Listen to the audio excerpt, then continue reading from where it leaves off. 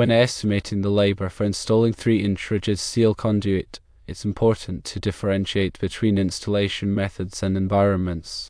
The NECA Manual of Labor Units provides different values based on these factors. For 3-inch rigid steel conduit installed in a trench that is 18 inches deep and encased in concrete, the appropriate labor unit is 10.0 per 100 feet. This is as per NECA Manual of Labor Units, Section 2, Conduit, Raceways, Fittings and Related Items. A common point of confusion arises because there's a separate labor unit for installing rigid steel conduit inside a building.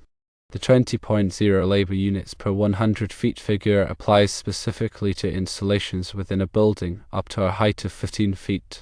Therefore, when estimating a job involving trench installation with concrete encasement, using the 10.0 labor units per 100 feet is crucial for accurate cost projection.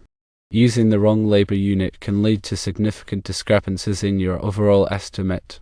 In other words, if you use 20.0 labor units per 100 feet, your estimate would be much higher than it should be.